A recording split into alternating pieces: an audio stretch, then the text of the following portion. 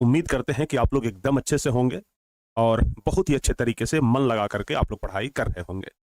प्यारे बच्चों, आज की इस क्लास में हम आप लोगों को कार्बन और इसके यौगिक वाला जो चैप्टर है इसको समाप्त करने वाले हैं।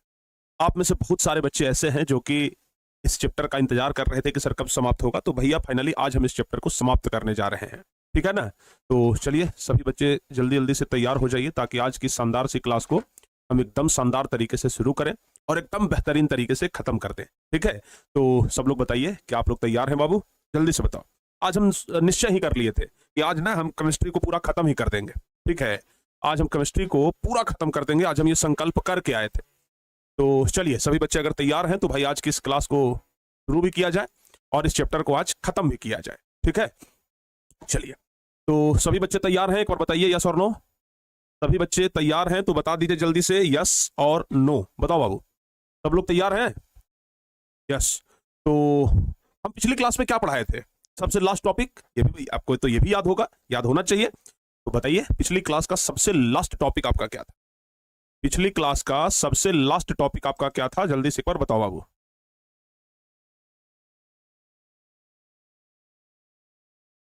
नामकरण लिखने के लिए बता रहे थे ना, नोमेनक्लेचर लिखने के लिए बता रहे थे। चलिए बहुत बढ़िया, अच्छे तरीके से आपको पूरा याद हो। ठीक है ना? ऐसा हम उम्मीद कर रहे हैं कि आप लोगों को पूरा याद होगा। हम आप लोगों को एल्कीन, एल्केन और एल्काइन, ये तीनों का नाम लिखना बता दिए थे कि छोटा से छोटा और बड़ा से बड़ा नोमेनक्लेचर आप चुटकियों में लिख सकते हैं, कोई दिक्कत नहीं है। उसके बाद प्यारे बच्चे हम आप लोगों को बताए थे एल्कोहल के बारे में। एक बार जल्दी से आप लोग बता दीजिए कि एल्कोहल का क्रियाशील मूलक क्या होता है। एक बार जल्दी से बताइए तो एल्कोहल का क्रियाशील मूलक क्या होता है? एक बार जल्दी से आप लोग बताइए और फिर आज हम लोग ईथर के बारे में पढ़ना शुरू करेंगे। तो आप लोग एल्कोहल के बारे में बता दीजिए कि एल्कोहल का क्रियाशील मूलक क्या होता है। जवाब बताओ बाबू, बताइए एल्कोहल का क्रियाशील मूलक क्या होता है? एक बार जल्दी से बता दीजिए क्या होता है एल्कोहल का क्रियाशील मूलक? OH होता है। बहुत बढ़िया, एकदम शानदार। ठीक है ना? एल्कोहल का क्रियाशील मूलक होता है OH। आज प्यारे बच्चे जिस टॉपिक को हम लोग पढ़ने जा रहे हैं, एल्कोहल के बारे में तो हम आप लोगों को पूरा पढ़ा ही दिए थे। आज हम लोग जिस टॉपिक को पढ़ने जा रहे हैं उसका नाम है ईथर। ठीक है ना? ईथर के बारे में बाबू आज हम लोग पढ़ेंगे। किसके बारे में पढ़ेंगे? ईथर के बारे में। आज हम लोग जिस टॉपिक को पढ़ने जा रहे हैं उसका नाम है ईथर। अंग्रेजी में अगर बोलें तो ETHERS, ईथर्स। ठीक है ना? तो ईथर के बारे में ही आज हम लोग पढ़ेंगे। ठीक है? ईथर के बारे में सबसे पहले जिस तरीके से एल्कोहल होता है उसी तरीके का ईथर भी होता है। तो हम लोग ईथर का सामान्य सूत्र देखेंगे कि क्या होता है। तो बउआ ईथर के सामान्य सूत्र के बारे में अगर हम बात करें, ईथर का सामान्य सूत्र किसी बच्चे को पता है? ईथर का सामान्य सूत्र, ईथर का सामान्य सूत्र क्या होता है? अगर किसी बच्चे को पता है तो बताइए। देखिए एक बात बता दें, एल्केन का सामान्य सूत्र क्या बताए थे? CnH2n+2। एल्कीन का क्या बताए थे? CnH2n। एल्केन का ये एल्काइन का क्या बताए थे? CnH2n-2। और एल्कील का क्या बताए थे? CnH2n+1 बताए थे ना। फिर उसके बाद हम आपको एल्कोहल में बताए कि भाई एल्केन में अगर मान लिया जाए, एल्केन में अगर मान लिया जाए कि OH लगा हुआ रहे तो वो क्या कहलाता है? वो क्या कहलाता है? ध्यान रखिएगा, अगर एल्केन में OH लगा हुआ रहे तो वो कहलाता है अल्कोहल। ठीक है ना? अल्कोहल जिसको कि हम लोग बोलचाल की भाषा में शराब भी कहते हैं, ये बात आप लोग को पता होगा। आज हम लोग जिस चीज को पढ़ने जा रहे हैं वो है ईथर। एल्कोहल के जैसा ही बाबू होता है ईथर। तो ईथर का सामान्य सूत्र क्या होता है? तो याद रखिएगा CnH2n+1 का ध्यान रखिएगा, CnH2n+1। ठीक है ना? CnH2n+1 और इसका क्या कर दीजिए ⁻², और इसमें लगा हुआ रहेगा O। इसमें O लगा हुआ रहेगा।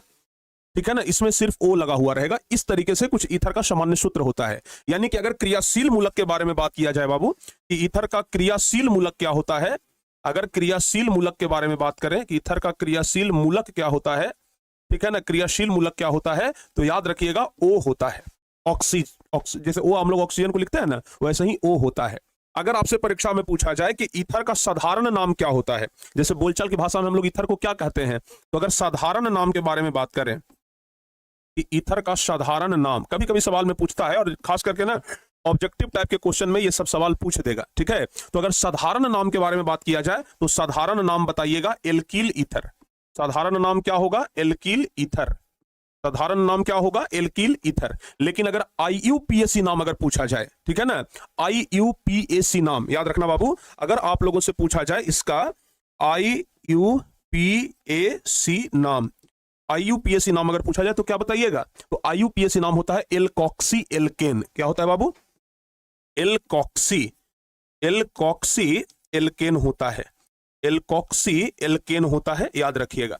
अच्छा, अब एक चीज यहां पर ध्यान देना है, एल्कोक्सी अगर इसको अलग अलग करेंगे तो क्या बनेगा? एल्क जोड़ ऑक्सी। अगर हम इस एल्कोक्सी को अलग अलग करें तो क्या बनेगा? एल्क जोड़ ऑक्सी बनेगा बाबू। क्या बनेगा? अगर हम इसको अलग अलग करेंगे तो बनेगा एल्क जोड़ ऑक्सी। क्या बनेगा? एल्क जोड़ ऑक्सी बनेगा, ठीक है ना, बनेगा एल्क जोड़ ऑक्सी। तो एल्क जोड़ ऑक्सी से बनता है एल्कोक्सी। अच्छा, अब यहां पर एल्क के जगह पर मिथ आ जाएगा, इथ आ जाएगा, प्रोप आ जाएगा। अगर प्यारे बच्चों एथ आ गया तो एथॉक्सी बन जाएगा। अगर ब्यूट आ जाएगा तो बिटॉक्सी बन जाएगा, ब्यूटॉक्सी बन जाएगा। अगर आ जाएगा हेक्स तो हेक्सॉक्सी, ये हेक्सॉक्सी बन जाएगा।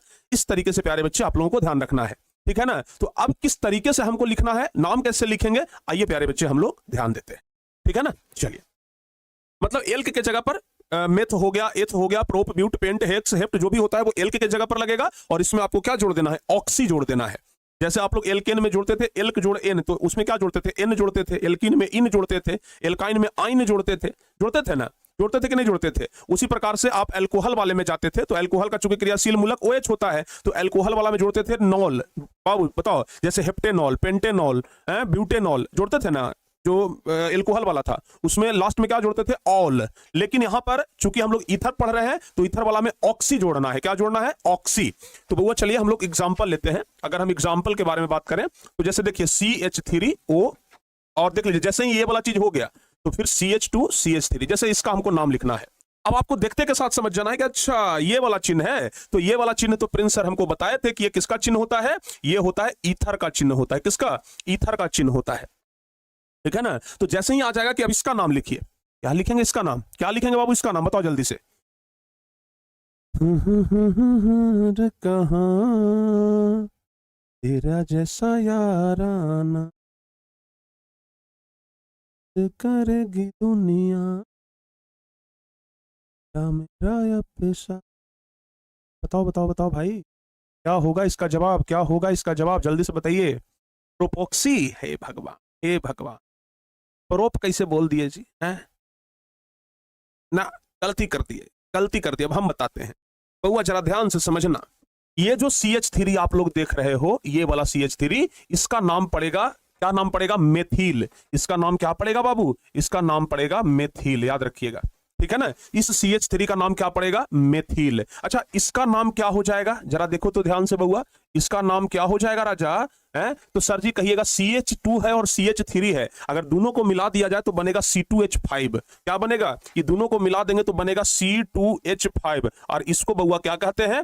एथिल कहते हैं। चूंकि कार्बन दूगो हो गया ना, तो कार्बन दूगो हो गया तो इसको एथिल कहा जाता है, ठीक है। तो मेथिल और उधर हो गया एथिल। अब जरा देखिएगा ध्यान से, अगर हम साधारण नाम इसका लिखेंगे, अगर साधारण नाम लिखेंगे तो साधारण नाम में क्या लिखेंगे बाबू? जैसे देखो, अगर मेथिल को लिखेंगे अंग्रेजी में तो ABCD का कौन सा अक्षर आएगा? पहले M आएगा।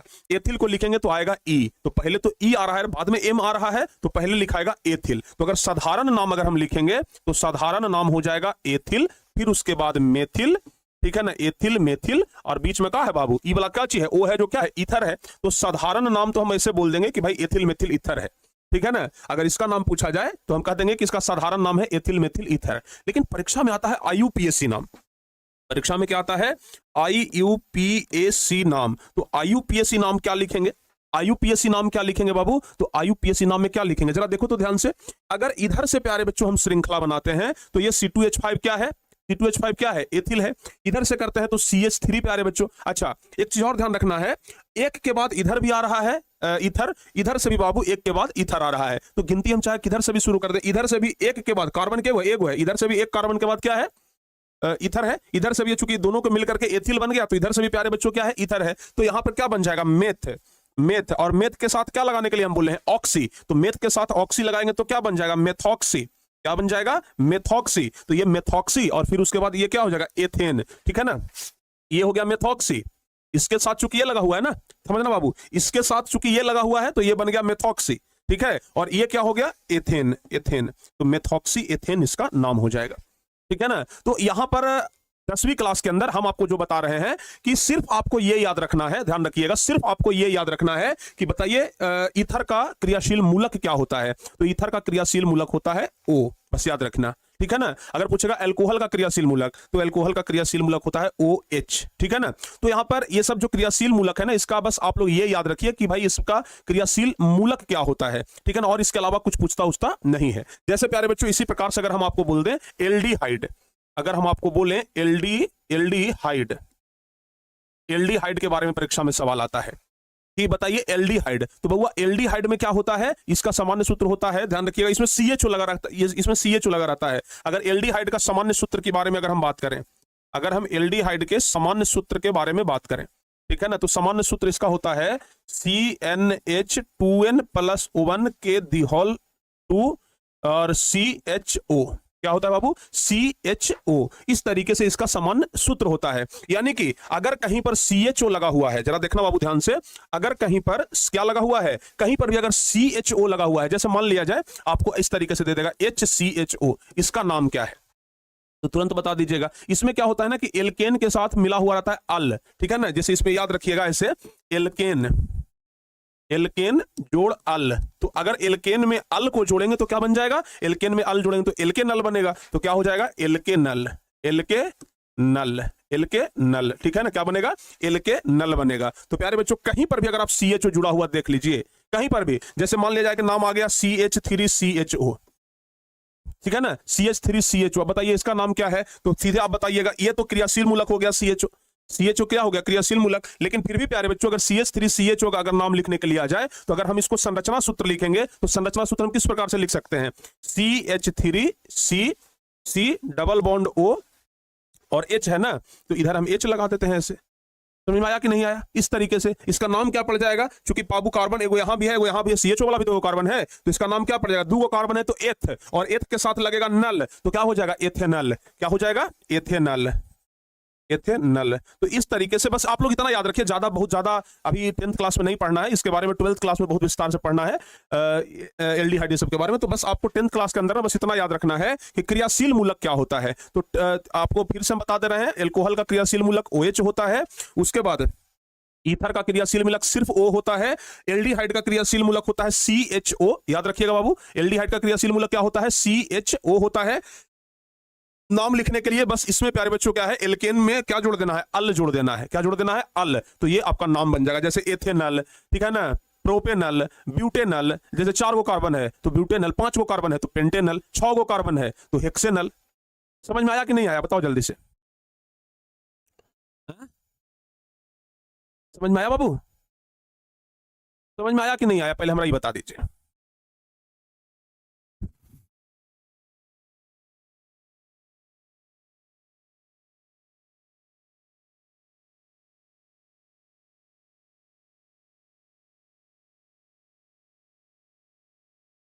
नहीं समझ में आया, अरे नहीं समझ में आया, सचमुच में नहीं समझ में आया। ओह चलिए देखो फिर से बताते हैं, इतना तो आप लोग को याद रखना है, इसमें क्या जोड़ना है, अल, लास्ट में इसमें क्या जोड़ देना है, अल जोड़ देना है। अल जैसे ही लास्ट में दिख जाए समझना एल्डिहाइड है, अल जैसे ही लास्ट में जुड़ जाए समझ जाना एल्डिहाइड है, ठीक है ना। जैसे बाबू एल्डिहाइड को अगर हम अंग्रेजी में लिखेंगे ना, तो एल्डिहाइड को अंग्रेजी में स्पेलिंग क्या होता है पता है, ALDEHYDE, ठीक है ना, ALDEHYDE, तो ये होता है अंग्रेजी नाम। शुरुआत का क्या है, AL, अल, तो भैया AL अगर किसी में भी जुड़ा हुआ रहे, AL अल, तो बाबू अगर इसको यहां पर देखेंगे एथेनल, लास्ट में अल जुड़ा हुआ है कि नहीं है, तो अगर किसी भी शब्द के लास्ट में जुड़ा हुआ रहे अल, तो समझिएगा कि वो क्या है, एल्डिहाइड है, ठीक है ना, क्या है, एल्डिहाइड है। बउआ आप 2 गो कार्बन है तो एथेनल, 3 गो कार्बन है तो ये प्रोपेनल, 4 कार्बन है ब्यूटेनल, इस तरीके से आप जोड़ते हुए जा सकते हैं। तो एल्डिहाइड का ध्यान रखिएगा, ठीक है ना। अब जैसे मान लिया जाए इस तरीके से रहे CH3 CH2 CH2 CH3 CHO, इस तरीके से अब रहे, इसमें क्या करिएगा, इसमें क्या करिएगा है, तो आपको ये सीधे देख लेना है कि वो कार्बन है 1 2 3 4 5 वो कार्बन है ना, तो बताइए इसका नाम क्या हो जाएगा, 5 को क्या बोलते हैं, पेंट बोलते हैं ना, 5 को क्या बोलते हैं बाबू, पेंट बोलते हैं, तो बउआ क्या हो जाएगा पेंट। और इसमें क्या जोड़ने के लिए बोले हैं, अल, क्या जोड़ने के लिए बोले हैं, अल, तो दोनों मिलकर क्या बनेगा, पेंटेनल,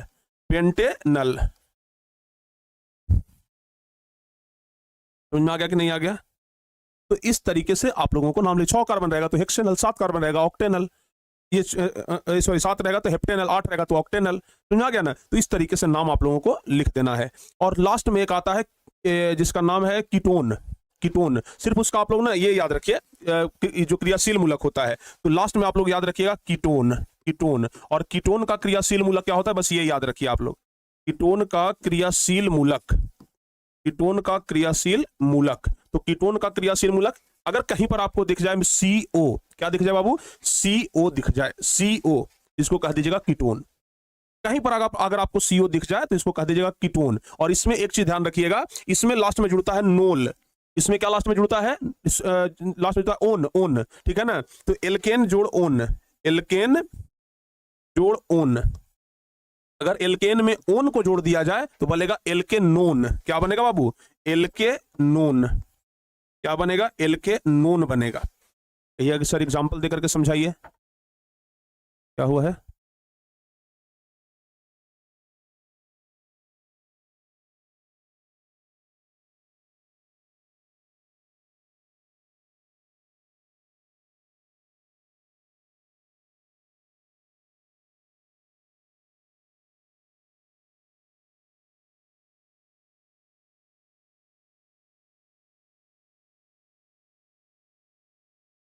समझ में आ गया बाबू?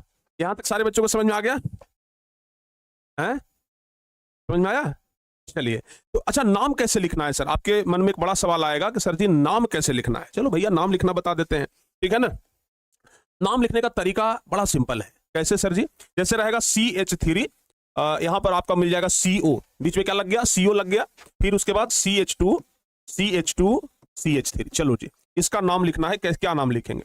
सबसे पहले आपको पहचान करना है कि अच्छा CO लगा हुआ है, CO लगा हुआ है तो प्रिंस सर तो बताए थे कि CO किसका क्रियाशील मूलक होता है, तो भैया कीटोन का होता है, कीटोन का। अच्छा, तो अब आपको याद रखना है कि जब कीटोन का होता है तो आप एक चीज ध्यान रखिएगा, जब ये किसका बता रहे हैं, कीटोन, कीटोन, अगर हम कीटोन को भी अलग अलग करेंगे तो बन जाएगा कीट जोड़ ओन। एक ट्रिक बता रहे हैं, बस ये ट्रिक है। क्या है बाबू, ट्रिक है। तो लास्ट में क्या लगता है, ओन लगता है, लास्ट में क्या लगता है, ओन, कीटोन, तो लास्ट में लगता है ओन। तो इसमें एल्केन के साथ ओन को जोड़ना है, ठीक है ना बबुआ? याद रखिएगा, एल्केन के साथ किसको जोड़ना है, ओ बताइए क्या जोड़ना है, ओन को जोड़ना है। चलिए ठीक है सर। एल्केन के जगह पर हम देखेंगे कि केगो कार्बन है, एल्केन की जगह पर। अच्छा, गिनती किधर से शुरू करेंगे? इधर से 1 कार्बन के बाद ही कीटोन आ जा रहा है, इधर से 1, 2 और 3 कार्बन के बाद कीटोन आ रहा है, तो गिनती इधर से शुरू होगा। गिनती किधर से शुरू होगा, इधर से शुरू होगा बाबू। तो इधर से अगर हम गिनती शुरू करेंगे तो क्या बनेगा, बताओ बाबू जल्दी से,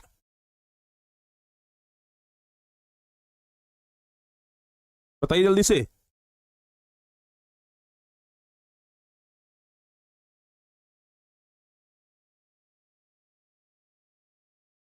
जल्दी से बताइए क्या होगा, 2 पेंटेनॉल है। देखिए इधर से अगर हम शुरू कर रहे हैं गिनती को, तो 1 और 2, दूसरा नंबर पर क्या है बाबू, कीटोन है। अगर भाई इसमें कार्बन है करो तो गिनिएगा ना, किसको नहीं गिनिएगा है? क्योंकि कार्बन है, कार्बन हर एक में गिनती होता है। अगर C है तो वो गिनती होगा, ध्यान रखिएगा। तो यहाँ पर 1 और 2, इधर मतलब इधर से दूसरे नंबर पर कीटोन है, इधर से 1, 2, 3, 4 चौथा नंबर पर कीटोन है। तो भैया इधर से गिनती शुरू करेंगे, इधर से गिनती शुरू करेंगे तो हो जाएगा 2 डैश, यानी कि दूसरा नंबर पर कीटोन आ गया। अच्छा, टोटल कार्बन क्या है, टोटल कार्बन क्या है, 1, 2, 3, 4, 5 गो कार्बन है। तो एल्केन के जगह पर 5 को क्या लिखते हैं, पेंट, पेंट लिखते हैं। और पेंट जोड़ ओन, पेंट जोड़ ओन, तो क्या बनेगा, पेंटेनोन, पेंटेनोन। ये होगा हमारा सही जवाब। देखिए बहुत सारे बच्चे एकदम सही जवाब दिए हैं, 2 पेंटेनोन, ठीक है ना? 2 पेंटेनोन है सर, 2 पेंटेनोन है, सही जवाब है एकदम, ठीक है जी। चलिए एकदम सही जवाब है, कोई दिक्कत नहीं है। चलिए आगे बढ़ते हैं, एक क्वेश्चन और देख लेते हैं। CH3, CH2, CO, ठीक है ना? CH3 नहीं, CH2 यहां पर हो जाएगा, CH3 हो जाएगा। बताइए तो इसका नाम क्या हो जाएगा, इसका नाम क्या हो जाएगा, बता सकते हैं? बड़ा सिंपल है, इधर से भी 3rd नंबर पर CO, इधर से भी 3rd नंबर पर CO, तो 3 नंबर जब जगह सेम ही है तो हम लिख देंगे 3 और डैश दे देंगे। अब गिन लीजिए क्या वो कार्बन है, 1, 2, 3, 4, 5 गो कार्बन है, 5 गो कार्बन है तो पेंट, और पेंट में जोड़ दीजिए ओन, तो पेंटेनोन हो गया। कहानी क्लियर, 3 पेंटेनोन, ठीक है ना? 3 पेंटेनोन। समझ में आया कि नहीं आया? तो यहां पर प्यारे बच्चों क्रियाशील मूलक बस आप लोगों को याद रखना है, ठीक है ना? 3-4 क्रियाशील मूलक है जो काफी महत्वपूर्ण है, जिसको कि आप लोगों को याद रखना है, ठीक है ना? सबसे पहला हम आप लोगों को बताए हैं एल्कोहल, एल्कोहल, एल्कोहल का क्रियाशील मूलक क्या बताया हम आप लोगों को, जल्दी से एक बार कमेंट करके बताइए। फिर हम आपको बताए ईथर, फिर हम आपको बताए एल्डिहाइड, एल्डिहाइड, फिर आपको क्या बताए कीटोन। ये चारों का क्रियाशील मूलक आप लोग जल्दी से कमेंट करके बता दीजिए। ये चारों का क्रियाशील मूलक क्या होगा बाप, बताओ जल्दी से। इसका क्या बताए थे, OH बताए थे, बताए थे कि नहीं बताए थे। इसका क्या बताए थे, O बताए थे, बताए थे कि नहीं बताए थे बाबू। इथर का O ही ना बताए थे।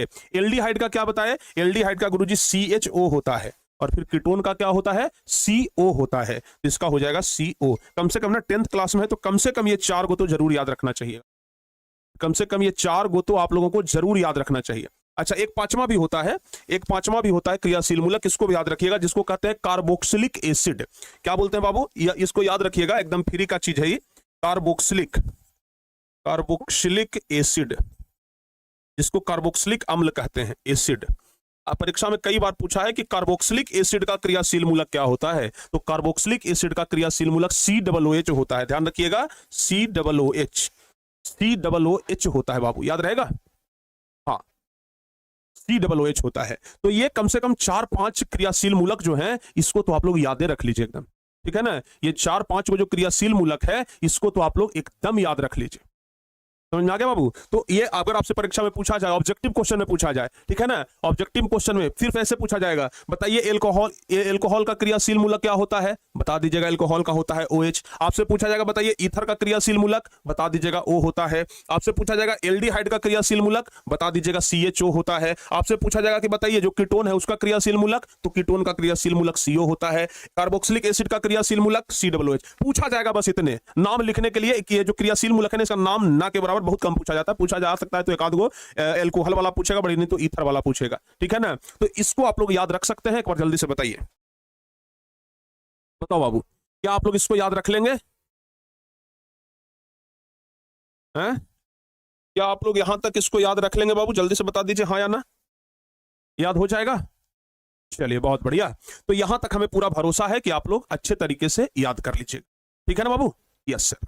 अब थोड़ा सा नाम लिखने के लिए अलग तरीके का चीज एक बताते हैं। जैसे मान लिया जाए बाबू, कार्बन, यहां पर एक कार्बन है, यहां पे एक कार्बन है, यहां पे कार्बन है, इस तरीके से अगर आपसे पूछ दे कि बताओ इसका नाम क्या है, याद करिए प्यारे बच्चों, हम आपको बताए थे कि हम साइक्लो वाला आपको नाम बताएंगे, साइक्लो वाला जो चारों तरफ से बंद रहे, ठीक है ना, जो बंद एक घेरा में रहे उसको क्या कहते हैं, साइक्लो कहते हैं। तो अगर मान लिया जाए आप इस तरीके से, दो गो यहां पर है, यहां पर चाहे तो CH2 लगा सकते हैं, यहां पर चाहे CH2 लगा सकते हैं, 2 3 4, यहां पर चाहे तो CH2, मतलब इस तरीके से हम सिर्फ CCC लिखे हैं, इसका नाम क्या हो जाएगा प्यारे बच्चों। अगर अगर ये बंद रहे या फिर इस तरीके से रह सकता है, ठीक है ना, कार्बन कार्बन कार्बन कार्बन, ये इस तरीके से देखो बाबू बंद है कि नहीं है चारों तरफ से, इसका नाम क्या पड़ जाएगा, ठीक है, इसका नाम आपसे पूछा जा सकता है। चलिए, अगर ये भी नहीं संतुष्ट है, ऐसे पूछा जाएगा, carbon carbon carbon carbon carbon, लीजिए 5 गो वाला ऐसे आ जाएगा, बताइए इसका नाम क्या है।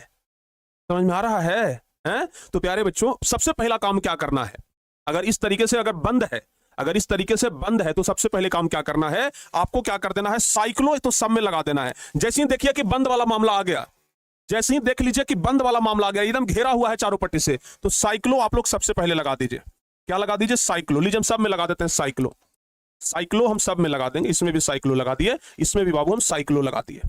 साइक्लो मतलब क्या हो गया, साइक्लो मतलब हम ये दर्शा रहे हैं कि बंद है, साइक्लो मतलब हम ये दर्शा रहे हैं क्या है, बंद है। तो भैया अगर साइक्लो मतलब हम ये दर्शा दिए कि बंद है, तो अब बताइए ये के वो कार्बन, कितना कार्बन, 3 कार्बन, तो 3 कार्बन को हम लोग बोलते हैं प्रोप, प्रोप। चूंकि सब जगह सिंगल बॉन्ड है, डबल बॉन्ड इसमें कहीं पर दिख रहा है, दूगो ये हाइड्रोजन दूगो तो ये दोनों भी सिंगल, अगर इस तरीके से लगा रहता तब इसको कहते कि डबल बॉन्ड है, ठीक है ना, जैसे ये वाला इस तरीके से लगा रहता तब हम कहते कि डबल बॉन्ड है, लेकिन यहां तो डबल बॉन्ड कहीं नहीं है, यहां तो सिंगल बॉन्ड है, तो सिंगल बॉन्ड में एल्केन होता है, तो यहां पर प्रोप और जोड़ एन तो हो गया प्रोपेन, तो इसका नाम पड़ जाएगा साइक्लोप्रोपेन। उस आधार से बताइए इसका नाम क्या पड़ेगा, अगर ये साइक्लोप्रोपेन है तो फिर इसका नाम क्या पड़ेगा, इसका नाम पड़ेगा साइक्लो, 4 को कार्बन है ना तो ब्यूट, अब ब्यूट में जोड़ देंगे एन तो बनेगा ब्यूटेन, इसका नाम क्या पड़ेगा, साइक्लोपेंटेन। इतना बढ़िया से हो गया, बताओ अब हुआ कि नहीं हुआ, समझ में आ गया आप लोगों को।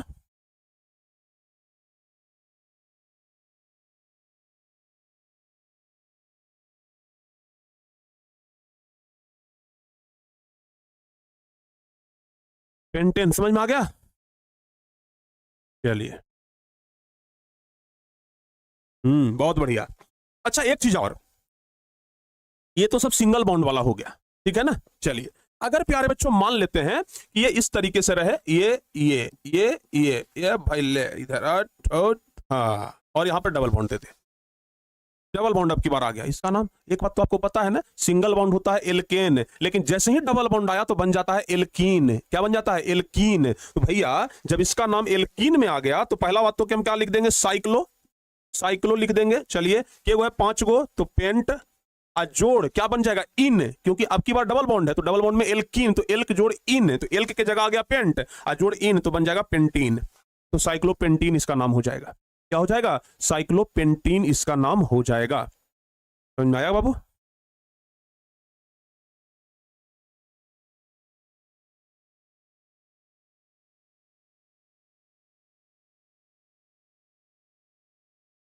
समझ में आ गया सारे बच्चों को? यस और नो जल्दी से बताइए। साइक्लोपेंटीन एकदम क्लियर है, ठीक है ना। तो इस तरीके से अब हमें लगता है कि आप लोगों के सामने अगर इस प्रकार का भी नाम आएगा तो आप लोग बड़े आराम से लिख लेंगे, ठीक है ना। इस प्रकार का अगर चीजें आएगा ना तो अब हमें लगता है कि आप लोग बड़ा बढ़िया से लिख लेंगे। लिख लेंगे कि नहीं बाबू? सर आप जादूगर हैं। अरे भाई आप लोग सीख गए तो आप लोग बता रहे हैं, नहीं तो निमन निमन का बढ़िया बढ़िया का तो पसीना छूटने लगता है कि सर ये का एक ही घेर दिए, सर इसका नाम पूछ रहे हैं, त्रिभुज होगा इसका नाम। जो बच्चे नहीं जानेंगे वो क्या कहेंगे कि इसका नाम त्रिभुज होगा, इसका नाम चतुर्भुज होगा, इसका नाम पंचभुज होगा। अरे भैया यहाँ मैथ नहीं पढ़ा रहे हैं, यहाँ हम केमिस्ट्री पढ़ा रहे हैं। इसका नाम बताओ। साइक्लोप्रोपेन होगा, इसका साइक्लोब्यूटेन होगा, इसका 5 गो वाला है, पीछे देखना भी नहीं है, कहिएगा कि 5 गो वाला है तो हाँ, तो साइक्लोपेंटेन होगा। कहेगा कि अच्छा 6 गो वाला है, हाँ 6 गो वाला है, सिंगल बॉन्ड है कि डबल बॉन्ड है? डबल बॉन्ड है, तो साइक्लोहेक्सीन होगा, ठीक है ना। तो इस तरीके से आप आंख बंद करके सब बता देंगे। समझ में आया कि नहीं आया बाबू? हाँ, पीछे देखना भी नहीं है। 4 गो वाला है, भैया क्या है भाई बताओ पीछे क्या 4 गो वाला है? वर्गाकार है, तो हाँ वर्गाकार है, हैं? अच्छा वर्गाकार है, जरा देखो तो चारों में कहीं सिंगल बॉन्ड है कि डबल बॉन्ड है? तो क्या कि ना सिंगल बॉन्ड है, तो बोल देना कि साइक्लोब्यूटेन होगा। अगर अगर जैसे ही बोले कि चारों पट्टी से घेरल है और सिंगल बॉन्ड तो कहना साइक्लोब्यूटेन होगा। कहेगा कि ना डबल बॉन्ड है, तो अरे भाई ऐसे ब्यूटेन होगा, डबल बॉन्ड है तो ब्यूटीन होगा, ब्यूटीन होगा, ठीक है ना। कहानी खत्म हो गया। Sir you are concept clear cream. अच्छा हम कॉन्सेप्ट क्लियर क्रीम हैं पगला, ठीक है बाबू? समझ में आया कि नहीं आया? तो इस तरीके का चीज ना आप लोग चुटकियों में बना सकते हैं, इसमें कोई दमे नहीं है, ये तो आप एकदम हल्का है, हैं? हल्का है कि नहीं है तब? अच्छा एक चीज और, अच्छा एक चीज और, आप लोग जरा एक चीज और बताओ बाबू, इसका नाम क्या है? जब इतना बताइए दिए तो जरा एक चीज बता दीजिए,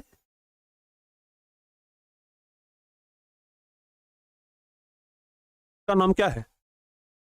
इसका नाम क्या है बाबू? जल्दी से एक बार बता दीजिए, इसका नाम बताइए क्या है? हलवा है? इसका नाम हलवा है?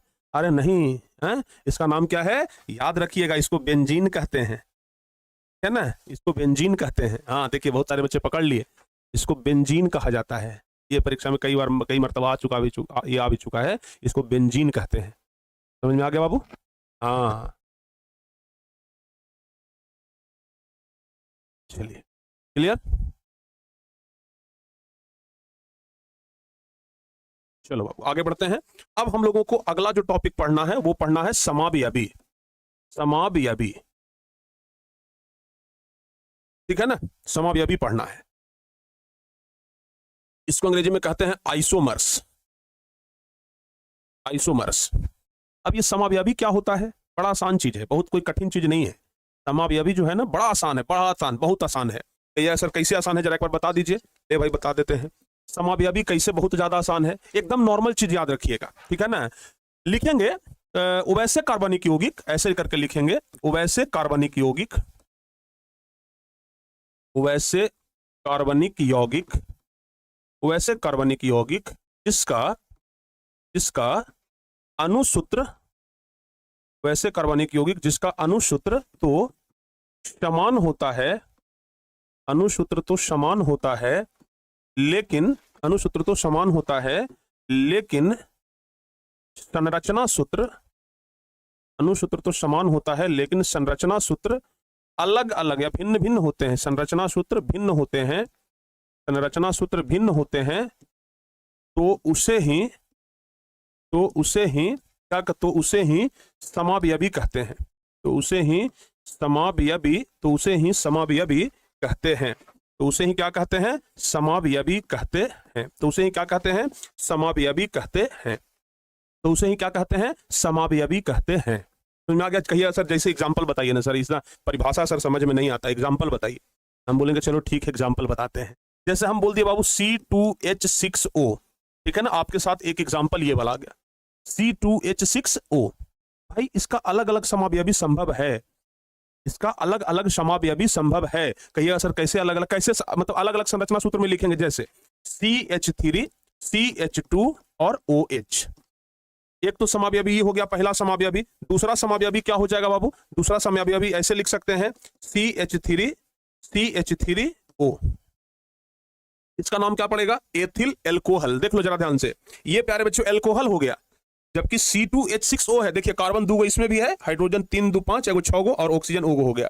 यानी कि अणुसूत्र तो एक ही है, लेकिन अगर इसको संरचना सूत्र में बदलेंगे तो ये अलग अलग हो गया। देखिए एगो एल्कोहल बन गया, एगो ईथर बन गया। अगर सिर्फ OH है तो एल्कोहल है, और वो सिर्फ O लग गया तो ये ईथर हो गया। तो बउआ याद रखिएगा, अणुसूत्र तो एक है लेकिन संरचना सूत्र इसका अलग अलग हो गया। ठीक है ना, अणुसूत्र एक गो है लेकिन संरचना सूत्र 2 गो हो गया। हो गया कि नहीं हो गया? तो नहीं समझे? नहीं समझे भाई? नहीं समझे? आइए ना दूसरा एग्जांपल लेते हैं, दूसरा एग्जांपल से समझ में आ जाएगा। जैसे हम लिखते हैं C4H10, जैसे हम लिखते हैं C4H10, तो C4H10 का संरचना सूत्र कितने तरह से हम लोग लिख सकते हैं? कई तरह से लिख सकते हैं। कहिएगा सर कैसे? तो वह C4H10 है ना, तो हम ऐसे लिख सकते हैं। पहला तो संरचना सूत्र लिखेंगे इसका CH3, CH2, CH2, CH3। देखिए तो बाबू C4H10 हुआ कि नहीं हुआ? कार्बन 4 गो हो गया, हाइड्रोजन 3 2 5 2 7 3 10 गो हो गया। बताओ इसका नाम क्या पड़ेगा? ब्यूटेन। इसका नाम क्या पड़ेगा? ब्यूटेन। ठीक है ना, इसका नाम क्या पड़ेगा? ब्यूटेन। नॉर्मल ब्यूटेन भी कह सकते हैं, नॉर्मल ब्यूटेन भी कह सकते हैं। अच्छा अब बाबू जरा ध्यान देख लो, C4H10 को हम लोग ये कर देते हैं संरचना, हम नाम ना भी लिख सकते हैं, कोई दिक्कत नहीं, आप लोग गड़बड़ाइएगा मत। तो भाई ये एक संरचना सूत्र तो ये हो गया। अब दूसरा संरचना सूत्र की बात करते हैं, तो दूसरा संरचना सूत्र क्या है जी? दूसरा संरचना सूत्र क्या है, कैसे लिखेंगे? ऐसे लिख सकते हैं हम लोग CH3, ठीक है ना,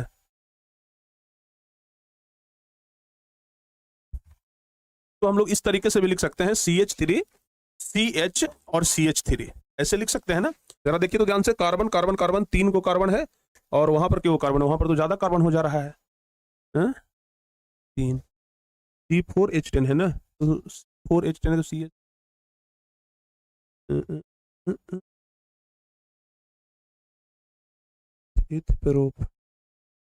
CH3, CH2, H3, 3 3 6, नहीं ऐसे नहीं होगा। H3 कर सकते 3 3 6 3 9 1 10, 10 को हो गया, कार्बन 4 को, इस तरीके से हो सकता है। फंस गया अब? अरे नहीं फंसे, हो गया। ठीक है ना, हो गया भाई, देख लो ना, हो गया है, बढ़िया से हो गया है। हो गया कि नहीं हो गया? बताओ जल्दी से भाई। तो अब प्यारे बच्चों, अच्छा इसका नाम क्या पड़ेगा? इसका नाम क्या पड़ेगा? 2 नंबर पर क्या है? ये 2 नंबर पर क्या हो गया? मेथिल हो गया, तो लिख देंगे 2 मेथिल प्रोपेन। 2 मेथिल प्रोपेन इसका नाम हुआ कि नहीं हुआ? क्योंकि अगर हम अगर कार्बन का श्रृंखला बनाएंगे तो लंबा बनेगा, तो 2 नंबर पर मेथिल है तो 2 मेथिल और मिथ इथ प्रोपेन हो जाएगा, 2 मेथिल प्रोपेन हो गया। तो प्यारे बच्चों बताओ, अणुसूत्र एगो है लेकिन संरचना सूत्र अलग अलग हुआ कि नहीं हुआ? बताइए। जो अणुसूत्र है C4H10 एक एगो हुआ और इसका संरचना सूत्र अलग अलग हो गया, तो इसी को कहते हैं समावयवी। यानी कि अणुसूत्र एक रहे लेकिन संरचना सूत्र अलग अलग रहे, तो इसको हम लोग समावयवी कहते हैं। समझ में आ गया ना? अणुसूत्र एक रहे लेकिन संरचना सूत्र अलग अलग रहे, तो इसको हम लोग क्या कहते हैं? समावयवी कहते हैं। समझ में आया कि नहीं आया बाबू? मैथ कुमार, कौन है मैथ कुमार भाई? बताइए तो। समावयवी आप लोग समझ में आ गया ना, कि एकदम सिंपल, एक चीज एकदम एक लाइन में याद रखिए, अणुसूत्र एक रहे लेकिन संरचना सूत्र अलग अलग रहे, उसको समावयवी कहते हैं। सिंपल एकदम याद रखिए, अणुसूत्र एक हो लेकिन संरचना सूत्र अलग अलग हो, तो उसको हम लोग क्या कहते हैं? समावयवी कहते हैं। याद रहेगा बाबू? अणुसूत्र एक हो लेकिन संरचना सूत्र अलग अलग रहे, तो उसको क्या कहते हैं? समावयवी कहते हैं। क्लियर? हाँ याद रखना बाबू आप लोग, इसके कई प्रकार होते हैं। ठीक है ना, समावयवता के कई प्रकार होते हैं, जिसके बारे में अभी हम आप लोगों को आगे बताने वाले हैं।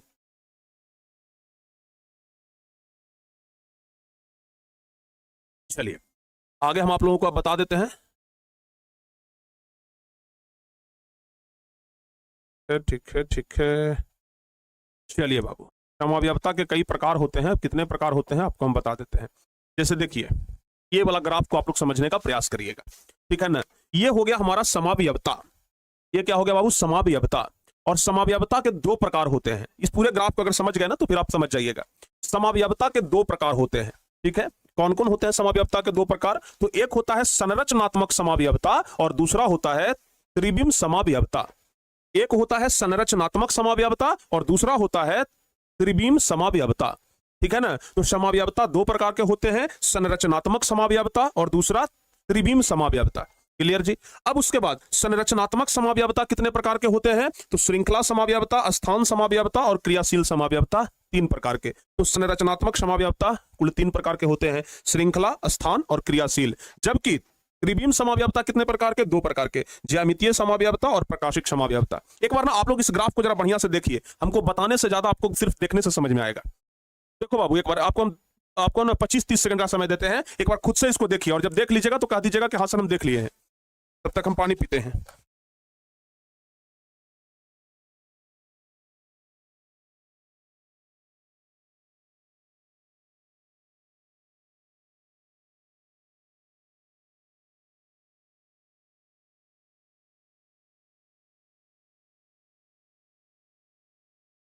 सिर्फ आप लोग देखिए और देख के समझिए पहले कि समाव्यवता कितने प्रकार के और फिर ये सब कितने प्रकार के। समाव्यवता दो प्रकार के हो गया, फिर ये तीन प्रकार के, फिर ये जो समाव्यवता है ये दो प्रकार के होता है।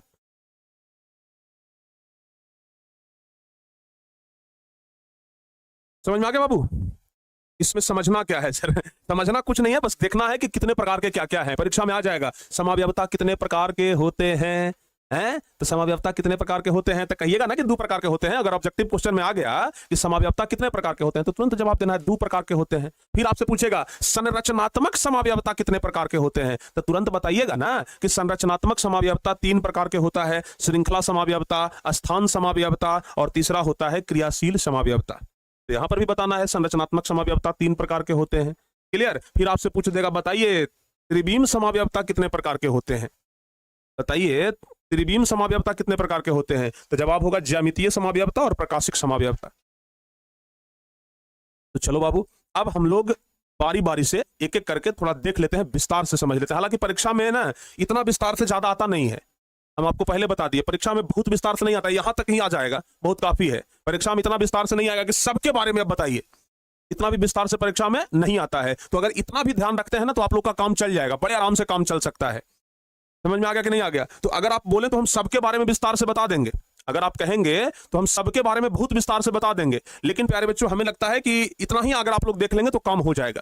तो हमें लगता है कि बता दें कि छोड़ दें सबके बारे में, फिर हमें इसके बारे में, फिर इसके बारे में, फिर इसके बारे में, इसके बारे में, इसके बारे में, इसके बारे में, इसके बारे में, फिर विस्तार से हमको सब बताना पड़ेगा, ठीक है ना। इसमें काफी लंबा समय भी जाएगा। तो अगर इतना बस आप लोग याद रखें ना तो हमें लगता है कि बहुत बढ़िया से समझ में आपको आ गया होगा। बताओ बाबू, यहाँ तक क्या बता दें कि रहने दें? इतना काफी है सर, रहने दीजिए। हाँ, क्या सचमुच में? चलो कोई ना, तो ऐसा करते हैं, अगर आपको ऐसा लगेगा तो हम जो पीडीएफ होगा पैनल पीडीएफ उसमें हम सबका विस्तार दे देंगे, मन करे तो देख लीजिएगा। लेकिन हमें लगता है इतना काफी है, ठीक है ना। परीक्षा में जो सवाल आएगा बस ऐसे ही आएगा बाबू कि समाव्यवता कितने प्रकार के होते हैं, संरचनात्मक समाव्यवता कितने प्रकार के होते हैं, त्रिविम समाव्यवता कितने प्रकार के होते हैं, याद रखिएगा, ठीक है।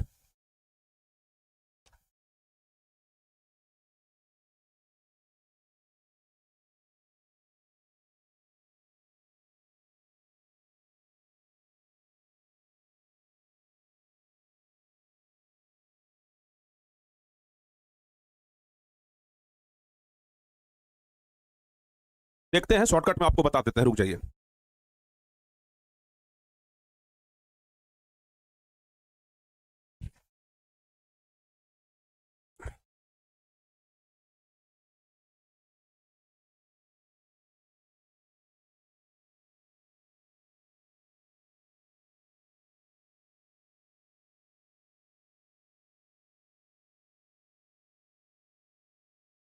देखो बाबू, बता देते हैं, अगर आपकी इच्छा हो तो याद कर लीजिएगा, उनको बताने में क्या जाता है। देखो बाबू एक बार जरा ध्यान से, हाँ।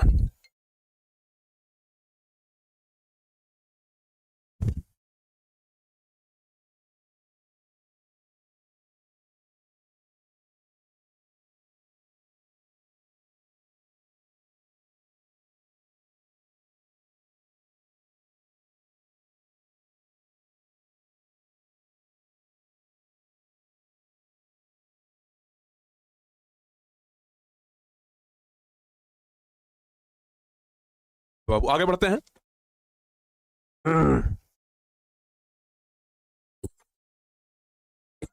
क्या हुआ भाई गले में?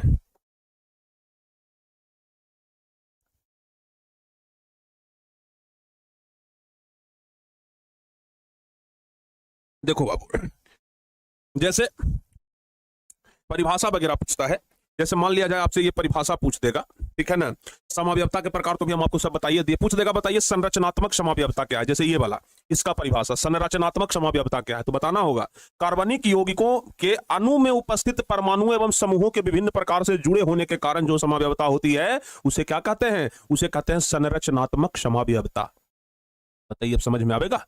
हैं क्या लिखेंगे? कार्बनिक यौगिकों के अणु में उपस्थित, क्या लिखेंगे बाबू? कार्बनिक यौगिकों के अणु में उपस्थित परमाणु और समूहों के विभिन्न प्रकार से जुड़े होने के कारण जो समाव्यवता होती है उसे क्या कहते हैं? संरचनात्मक समाव्यवता कहते हैं। अभी हम आपको जस्ट बताए हैं कि संरचनात्मक समाव्यवता कितने प्रकार के, संरचनात्मक समाव्यवता तो 3 प्रकार के, श्रृंखला समाव्यवता, स्थान समाव्यवता और क्रियाशील समाव्यवता। तो चलिए सबसे पहले समझेंगे कि श्रृंखला समाव्यवता क्या है। श्रृंखला, जिसको अंग्रेजी में कहते हैं चेन, तो याद रखिएगा कार्बन की श्रृंखला में भिन्नता के कारण उत्पन्न होने वाली समाव्यवता को श्रृंखला समाव्यवता कहते हैं। कार्बन का जो श्रृंखला है, जैसे आपने एग्जांपल देखिए, यहां पर 1 2 3 4 गो श्रृंखला है। अगर लंबी श्रृंखला बनाएंगे तो लंबी श्रृंखला कितना बनेगा? 4 गो लंबी श्रृंखला बनेगा कि नहीं बनेगा? ये 4 गो लंबी श्रृंखला बनेगा। अच्छा, इसमें अगर हम सेम इसी चीज को लिखते हैं, सेम इसी चीज को, जैसे प्यारे बच्चों C4H10 लिखा हुआ है, C4H10, ये भी C4H10 है और ये भी C4H10 है। अंतर क्या है? श्रृंखला में परिवर्तन किया गया है। इसका लंबा श्रृंखला कार्बन का बनाएंगे तो 4 गो बनेगा, इसका कार्बन का लंबा श्रृंखला बनाएंगे तो सिर्फ 3 ही गो बनेगा। ये जो आपका है वो प्रतिस्थापी में चला जाएगा। पता है ना कार्बन का लंबा श्रृंखला बनाने के लिए। तो भाई अगर श्रृंखला में परिवर्तन हो जाए, समझ में आ गया बाबू? अगर कार्बन के श्रृंखला में परिवर्तन हो जाए तो इसको क्या कहते हैं? श्रृंखला समाव्यवता कहते हैं। समझ में आया कि नहीं आया? हैं? इसको क्या कहेंगे? श्रृंखला समाव्यवता। यानी कि कार्बन के श्रृंखला में अगर परिवर्तन हो जाए, कार्बन के श्रृंखला में अगर भिन्नता हो जाए और कार्बन के श्रृंखला में भिन्नता के कारण जो उत्पन्न होने वाली समाव्यवता है उसको क्या कहेंगे? श्रृंखला समाव्यवता कहते हैं। समझ में आया? उसको क्या कहेंगे? श्रृंखला समाव्यवता कहते हैं। बहुत सारे ऐसे एग्जाम्पल आप लोग ले सकते हैं। जैसे देखो बाबू, ये भी एक एग्जाम्पल है, ठीक है ना। जैसे मान लिया जाए इसका अगर हम लंबा श्रृंखला बनाएंगे, ये क्या है? C6H14 है। तो अगर इसका लंबा श्रृंखला बनाएंगे तो कार्बन 1 2 3 4 5 6 कार्बन का श्रृंखला बन रहा है, एकदम ऐसे सीधे बनेगा, ठीक है ना। 6 कार्बन का श्रृंखला बन रहा है, एकदम सीधे बनेगा। लेकिन प्यारे बच्चों, इस 6 कार्बन के श्रृंखला को अगर हम इस तरीके से लिखें तो यहां भी 1 2 3 4 5 कार्बन 6 गो है। ये भी बाबू है C6H14, देख लीजिए, ये भी है C6H14, ये भी है, और C6H14 ये भी है। लेकिन यहां पर क्या हुआ है? श्रृंखला में परिवर्तन हुआ है, ठीक है ना बाबू। कार्बन के श्रृंखला में परिवर्तन हुआ है। तो अगर कार्बन के श्रृंखला में परिवर्तन हो जाए तो उसको कहते हैं हम लोग श्रृंखला समाव्यवता, ठीक है ना। कार्बन के अगर श्रृंखला में परिवर्तन हो जाए तो इसको कहते हैं श्रृंखला समाव्यवता। हो रहा है कि नहीं हो रहा है? C6H14 का एक संरचना सूत्र ऐसे बनेगा, C6H14 का एक संरचना सूत्र ऐसे बनेगा। तो हम सिर्फ कार्बन का श्रृंखला बनने ये बदले हैं। यहां पर कार्बन का 6 गो श्रृंखला है, यहां पर कार्बन का 5 गो श्रृंखला है। तो श्रृंखला में जो परिवर्तन हुआ, कार्बन के जो श्रृंखला में परिवर्तन हुआ, उसके कारण जो, ध्यान रखिएगा, जो समाव्यवी बना उसको कहते हैं हम लोग श्रृंखला समाव्यवता। ठीक है बाबू, समझ में आया? हाँ, चलिए आगे बढ़ते हैं। दूसरा आपको क्या बताए थे? दूसरा बताए स्थान समाव्यवता।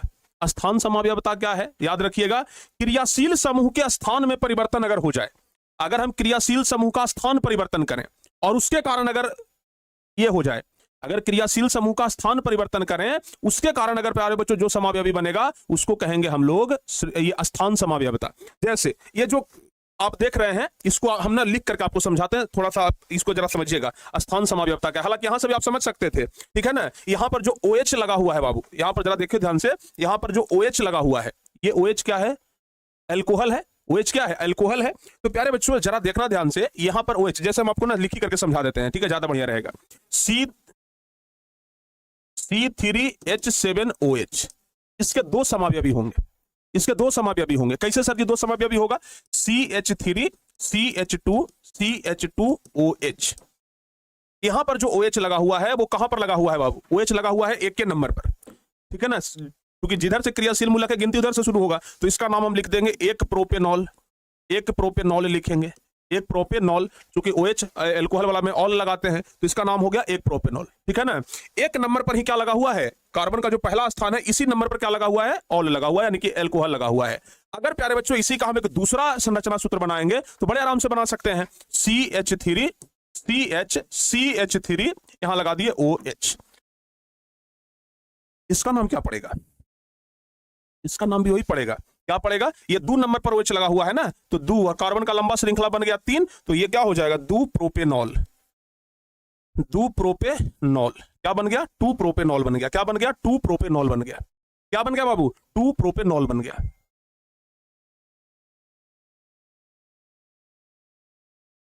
समझ आ गया कि नहीं आ गया? तो सिर्फ स्थान परिवर्तन हुआ है किसका, क्रियाशील मूलक का।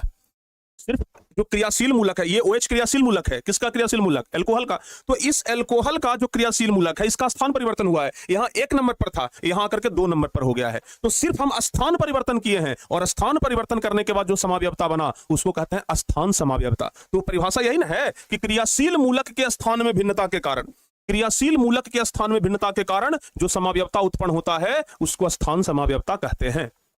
ठीक है बाबू, याद रखिएगा कि क्रियाशील मूलक के स्थान में परिवर्तन के कारण, क्रियाशील मूलक के स्थान में परिवर्तन के कारण जो समावयवता उत्पन्न होता है उसको कहते हैं स्थान समावयवता। क्लियर हुआ,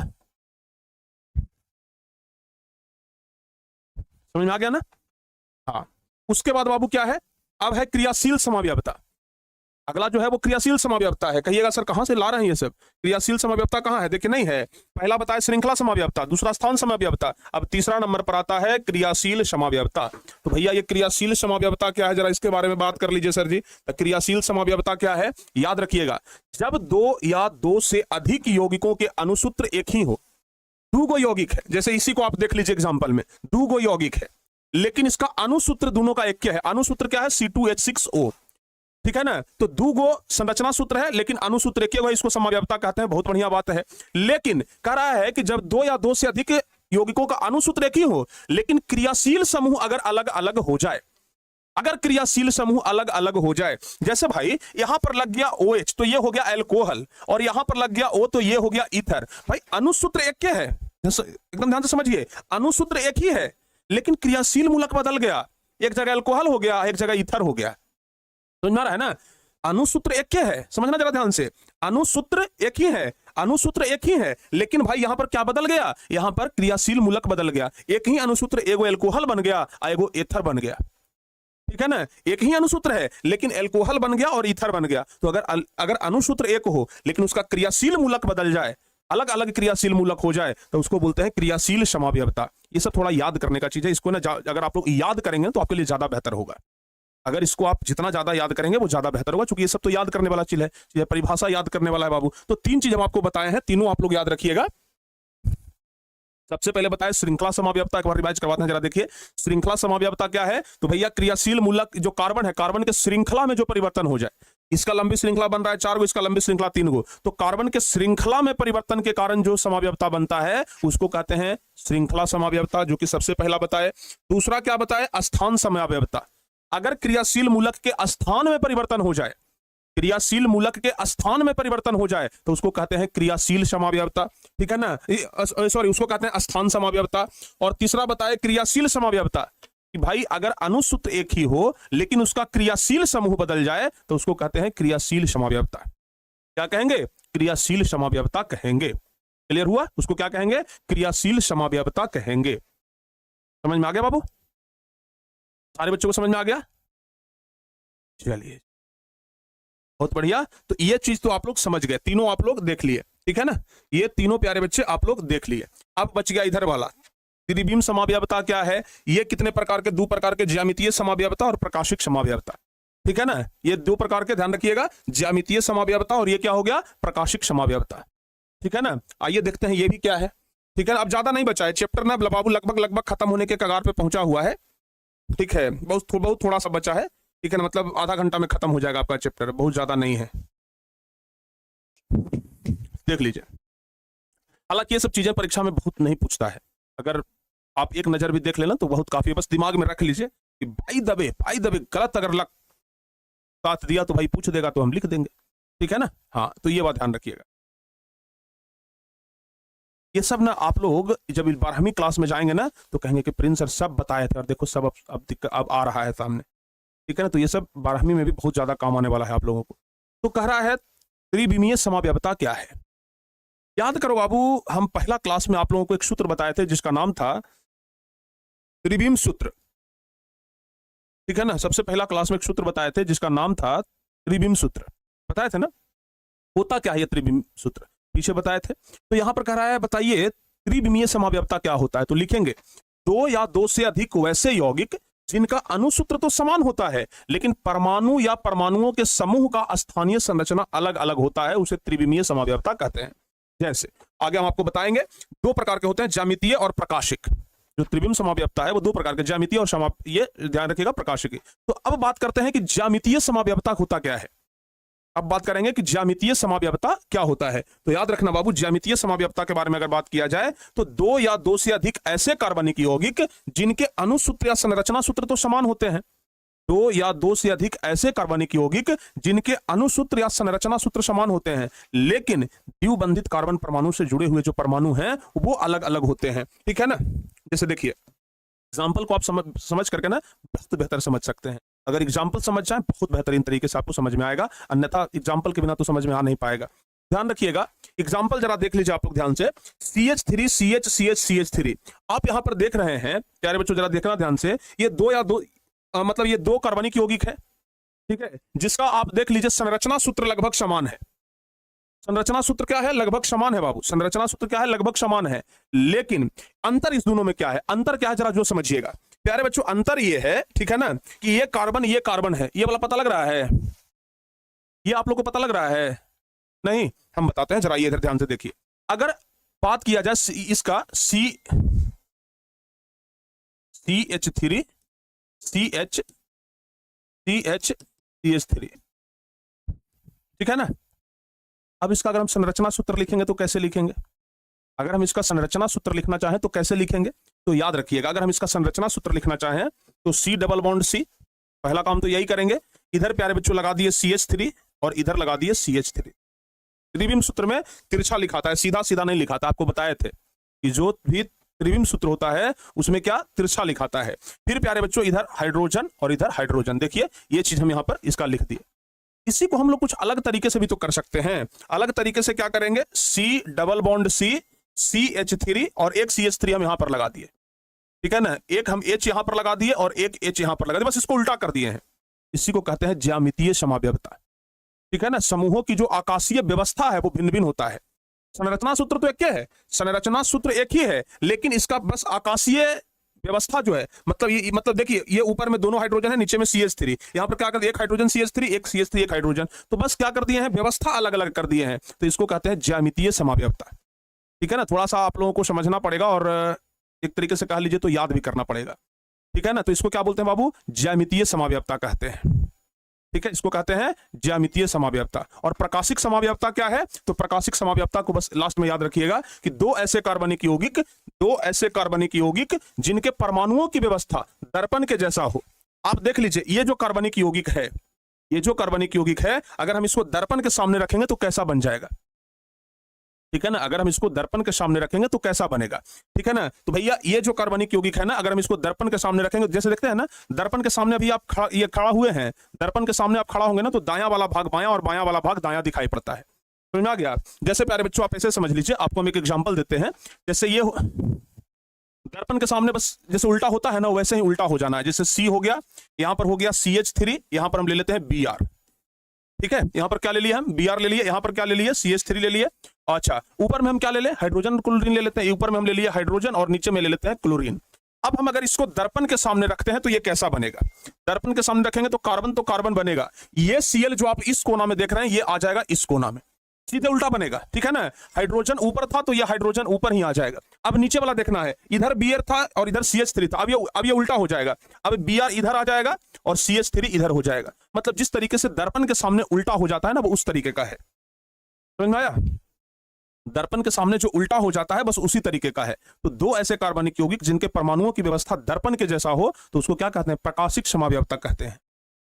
तो वैसे कार्बनिक यौगिक जिनके परमाणुओं की व्यवस्था, ये जो परमाणु है इसकी व्यवस्था कैसा है, दर्पण के जैसा अगर व्यवस्था है, उल्टा वाला, तो उसको कहते हैं प्रकाशिक समावयवता। समझ में आ गया बाबू? परीक्षा में पहले नहीं पूछा है, हम आपको बार बार कह रहे हैं, ठीक है ना। अगर आप ही लोग बोले हैं कि सर पढ़ा दीजिए, तब हम पढ़ा रहे हैं, नहीं तो हम तो वहीं से बोल दिए थे कि भाई उतना ही याद कर लीजिए, लेकिन आप ही लोग का कमेंट आया कि नहीं सर जी ये सबको भी बढ़िया से बता दीजिए, तो हम बता दिए, ठीक है ना। तो इसको आप लोग बहुत अच्छे तरीके से याद रख लीजिए, ठीक है। चलिए अब थोड़ा सा पढ़ना है बाबू, अब बहुत ज्यादा नहीं पढ़ना है, अब बहुत थोड़ा सा पढ़ना है, ठीक है ना। जैसे कोयला के बारे में पढ़ना है, पेट्रोलियम के बारे में पढ़ना है। तो कोयला के बारे में तो आप लोग जानते ही हैं कि कोयला कैसे बना है, कोयला कैसे बना है। अगर कोयला के बारे में पढ़ना है, पेट्रोलियम के बारे में पढ़ना है, तो ये सब तो आप लोग जानते ही हैं। कोयला का निर्माण कैसे हुआ है, भूकंप आया और पेड़ जो है वो पृथ्वी के नीचे दब गए, कोयला का निर्माण हुआ, आप लोग जानते हैं ना। तो भैया लिख देंगे हम लोग कि कोयला और पेट्रोलियम जीवाश्म ईंधन है। पृथ्वी के अंदर लाखों वर्ष तक मृत पेड़ पौधे और जानवरों का मिट्टी, बालू और चट्टानों की परतों के बीच दबे रहने के फलस्वरूप जो पदार्थ बनते हैं उन्हें जीवाश्म ईंधन कहते हैं। जीवाश्म ईंधन तो आपको बताया है ना कि जीवाश्म ईंधन क्या होता है। पृथ्वी के अंदर लाखों करोड़ों वर्ष तक कुछ पेड़ पौधे दब करके रह जाते हैं, कुछ जानवर दब करके रह जाते हैं, बालू और चट्टान की जो कने हैं वो उसको दबा लेती है, ढक देती है, और काफी लंबे समय के बाद वो जीवाश्म ईंधन के रूप में बदल जाता है, ठीक है ना। तो याद रखिएगा, कोयला और पेट्रोलियम जीवाश्म ईंधन है। पृथ्वी के अंदर लाखों वर्ष तक मृत पेड़ पौधे और जानवरों का मिट्टी, बालू और चट्टानों की परतों के बीच दबे रहने के फलस्वरूप जो पदार्थ बनते हैं उन्हें क्या कहते हैं, जीवाश्म ईंधन कहते हैं।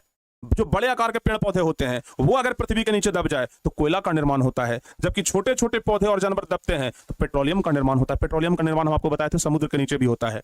बड़े बड़े जो समुद्री जीव मरते हैं, तो बड़े बड़े समुद्री जीव मरने के बाद क्या होता है, बड़े बड़े जब समुद्री जीव मरते हैं तो वो समुद्र के तलहटी में जाकर के नीचे बैठ जाता है, और जब समुद्र के नीचे तलहटी में जाकर के जब बैठता है ना, तो लाखों करोड़ों वर्ष के बाद क्या होता है, उसका अपघटन होता है और वो पेट्रोलियम के रूप में कन्वर्ट हो जाता है, वो पेट्रोलियम के रूप में बदल जाता है। ये बात आप लोग ध्यान रखिएगा। तो अगर जीवाश्म ईंधन के बारे में बात किया जाए ना, तो जीवाश्म ईंधन बनने में लाखों करोड़ों वर्ष का समय लग जाता है। जीवाश्म ईंधन के बारे में अगर बात किया जाए तो जीवाश्म ईंधन बनने में काफी लंबा समय लगता है। कोयला की हम बात करते हैं, कोयला का निर्माण कैसे होता है। कोयला के बारे में, जिस कोयला को आप बड़े आसानी के साथ खर्च कर देते हैं, बस जला देते हैं मार्केट से खरीद करके, कोयला को बनने में ना लाखों करोड़ों वर्ष लग जाते हैं, और उस कोयला को हम लोग ऐसे ही जला देते हैं। तो कोयला का निर्माण कैसे होता है, लाखों वर्ष तक जो पृथ्वी जो जो जो बड़े बड़े जंगल हैं, जंगल में जो पेड़ पौधे हैं, भूकंप आया, भूकंप आने से पेड़ पौधे पृथ्वी के नीचे जाकर के दब गए, और पृथ्वी का ताप हो गया, पृथ्वी का दाब हो गया, उससे क्या हो गया, धीरे धीरे धीरे धीरे धीरे धीरे करके वो लाखों करोड़ों वर्ष लगते हैं, और ताप और दाब के कारण वो कोयला में परिणत हो जाते हैं, कोयला में बदल जाते हैं, ठीक है ना। तो कोयला क्या है, कार्बनिक, मतलब कार्बन का ही एक अंश है ना, कार्बन का ही अप्रूप है कोयला, कार्बन का ही तो अप्रूप है कोयला, ध्यान रखिएगा। तो कोयला का निर्माण, ऐसे तो ये चीजें जो है ना वो ज्यादातर भूगोल में पूछता है, ज्योग्राफी सब्जेक्ट में, कि कोयला का निर्माण कैसे होता है। तो कोयला का निर्माण के बारे में आप लोग याद रखिएगा, ठीक है, कोयला के बारे में आप लोग याद रखेंगे। तो हम लोग लिखेंगे बाबू कि लाखों वर्ष पूर्व पृथ्वी के जंगलों में पेड़ पौधे भूकंप, ज्वालामुखी आदि के कारण जमीन के अंदर धंस गए, और इसके ऊपर मिट्टी, बालू और जल की जो मिट्टी की, बालू की, ये सब की परतें हैं जो बैठ गई, और ये ऑक्सीजन के संपर्क से वंचित हो गए। जब भाई ये नीचे जमीन के अंदर बैठ गया तो ये ऑक्सीजन के संपर्क से क्या हो गया, वंचित हो गया, और ऑक्सीजन नहीं हो पाया। ऑक्सीजन की उपस्थिति में धरती के अंदर से उच्च दाब और उच्च ताप तथा बैक्टीरिया से संयुक्त प्रभाव से इसका क्या हो गया, रूपांतरण कोयले में हो गया। तो कोयले का निर्माण कैसे होता है आप लोग बड़े आराम से जान सकते हैं, समझ सकते हैं, ठीक है। चलिए उसके बाद अगर हम बात करते हैं पेट्रोलियम का निर्माण, पेट्रोलियम का भी निर्माण हम आप लोग को बता चुके हैं, ठीक है ना। पेट्रोलियम का भी निर्माण कैसे होता है ये भी हम आपको बड़े बढ़िया से, बहुत अच्छे तरीके से आपको हम बता चुके हैं कि आखिर पेट्रोलियम का निर्माण कैसे होता है। बताए थे ना पेट्रोलियम के निर्माण के बारे में, हमें लगता है कि फिजिक्स का जो सबसे लास्ट चैप्टर था वहां पर बताए थे, फिजिक्स का जो सबसे लास्ट चैप्टर था वहां पर हम आपको पेट्रोलियम के बारे में बताए थे कि पेट्रोलियम की उत्पत्ति जो है वो समुद्र में रहने वाले सूक्ष्म जीवों के कारण होता है। पेट्रोलियम का उत्पत्ति कैसे होता है, समुद्रों में रहने वाले जो बड़े बड़े जीव हैं, ठीक है ना, उन सब चीज, मतलब उन सब जीवों के कारण भी होता है। मरने के बाद वो बालू मिट्टी से ढक जाते हैं, और लंबे समय के बाद ताप और दाब के कारण क्या होता है, वो पेट्रोलियम में परिवर्तन हो जाता है। तो लिखेंगे पेट्रोलियम की उत्पत्ति समुद्र में रहने वाले सूक्ष्म जीवों तथा छोटे छोटे पौधों से होती है। इनकी मृत्यु होने पर ये बालू और मिट्टी से ढक जाते हैं। लाखों वर्ष तक उष्मा, दाब तथा बैक्टीरिया के प्रभाव के कारण ये अंततः हाइड्रोकार्बन में परिवर्तित हो जाते हैं, और ये हाइड्रोकार्बन सछिद्र चट्टानों के जरिए ऊपर आने लगते हैं। इस क्रम में अगम्य चट्टानें इनका मार्ग अवरुद्ध कर देती है। इन चट्टानों के नीचे ये तेल के रूप में विद्यमान रहते हैं। तो ये पेट्रोलियम का निर्माण ये सब कैसे होता है हम आप लोग को फिजिक्स में ऑलरेडी बता चुके हैं, ठीक है ना। हाँ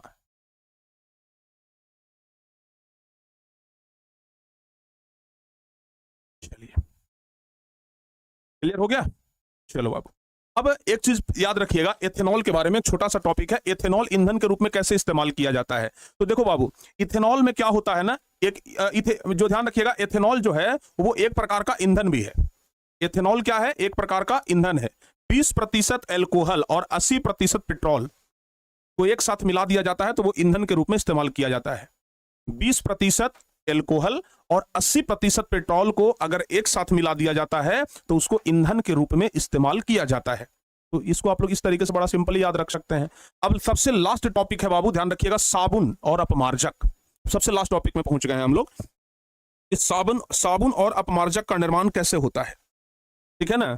साबुन और अपमार्जक का निर्माण, इसको आप लोग बड़े आसानी से शॉर्टकट में समझ लेंगे कि साबुन और अपमार्जक कैसे बनता है। तो वह साबुन के बारे में अगर पूछा जाए तो याद रखिएगा कि साबुन जो होता है वो किस चीज से बनता है। साबुन जो होता है या तो बनता है तेल से या तो बनता है चर्बी से। साबुन जो है वो या तो तेल से या तो चर्बी से, ठीक है ना।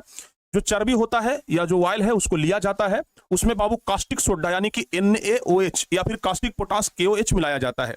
किसी भी जानवर का चर्बी हो सकता है, ठीक है ना, चर्बी किसी भी जानवर का हो सकता है। या तो फिर ऑयल लेंगे जिसको बोलते हैं तेल, उसको लेकर के उसमें क्या मिलाते हैं, कास्टिक सोडा यानी सोडियम हाइड्रोक्साइड या पोटेशियम हाइड्रोक्साइड। तो कास्टिक सोडा NaOH या कास्टिक पोटास KOH मिलाते हैं। तो चर्बी के साथ क्या मिला दिए हम, चर्बी के साथ मिला दिए NaOH। सोचो कि जो साबुन आप लोग लगाते हो वो साबुन बनता कैसे है, या तो किसी न किसी जानवर के चर्बी से बनता है या तो फिर ऑयल से बनता है। अब किस चीज का ऑयल, अब किस चीज का जो ऑयल, चर्बी का ऑयल होता है, चर्बी से ही तेल निकाला जाता है, याद रखिएगा, चर्बी से ही तेल निकाला जाता है। तो भैया ध्यान रखिएगा, अब जो ऑयल है, जो तेल है, उसमें कास्टिक पोटास या कास्टिक, ये जो कास्टिक पोटास है या कास्टिक सोडा है उसको मिला दिए। मिलाने के बाद उसको गर्म किया जाता है। मिलाने के बाद उसको खूब गर्म करेंगे और जब खूब गर्म होगा तो उसको क्या बोलेंगे, ग्लिसरीन। जब खूब गर्म होगा ना तो साबुन और ग्लिसरीन बनेगा।